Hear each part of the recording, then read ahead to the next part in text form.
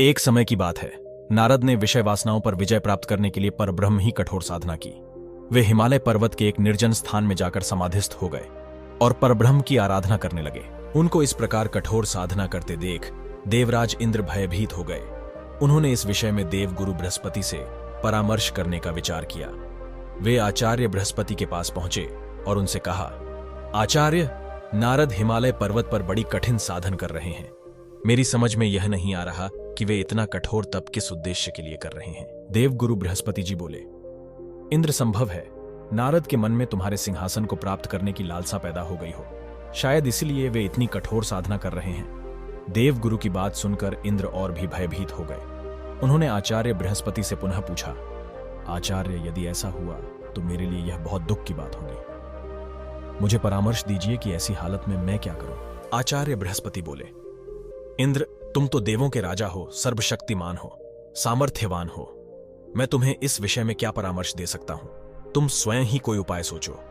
आप ठीक कहते हैं आचार्य जी, मुझे कोई ना कोई उपाय सोचना पड़ेगा। ऐसा कहते हुए इंद्र वहां से चले गए। अपने महल में पहुंचकर उन्होंने कामदेव को बुलवाया और उनसे कहा, कामदेव, नारद हिमालय पर्वत पर एक निर्जन स्थान में बैठे कठोर तपस्या कर रहे हैं। मैं चाहता हूं कि तुम उनके पास जाओ और अपनी मायावी शक्ति द्वारा जैसे भी हो उनकी तपस्या भंग कर दो। जैसी आपकी आज्ञा, कामदेव ने कहा और तत्काल उस स्थान को चल पड़ा जहां नारद तपस्या कर रहे थे। वहां पहुंचकर कामदेव ने अपनी मायावी शक्ति का जाल बिछाया। उसके संकेत मात्र से उस ब्याबान क्षेत्र में बाहर आ गई। भांति भांति के फूल खिल उठे, चारों ओर हरियाली फैल गई, शीतल सुगंधित वायु बहने लगी, कलियों पर भंवरे गुंजन करने लगे तथा भांति भांति के रंग बिरंगे पक्षी नृत्य करने लगे। कुछ ही क्षण में स्वर्गलोक की एक अप्सरा प्रकट हुई और नारद के सामने मनोहारी नृत्य करने लगी। उसके घुंघरुओं की मधुर ध्वनि वातावरण में गूंजने लगी। लेकिन कामदेव का यह प्रयास व्यर्थ ही साबित हुआ।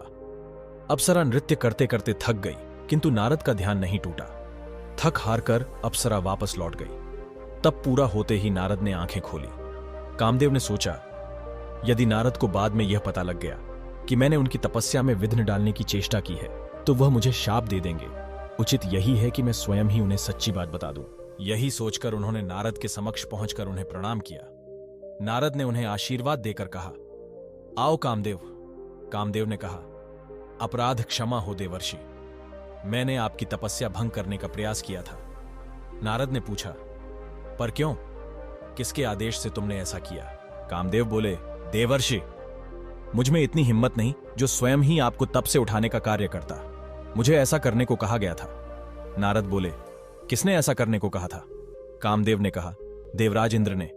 उन्होंने ही मुझे यहां भेजा था। कामदेव ने सच्ची बात बता दी। कामदेव की बात सुनकर नारद ने मुस्कुराकर कहा, मैंने तुम्हें क्षमा किया कामदेव। अब तुम जाओ और देवराज इंद्र को बता देना कि नारद ने इच्छाओं को वश में कर लिया है। अब मैं संसार के किसी भी भौतिक आकर्षण में नहीं फंस सकता। जान बची तो लाखों पाए।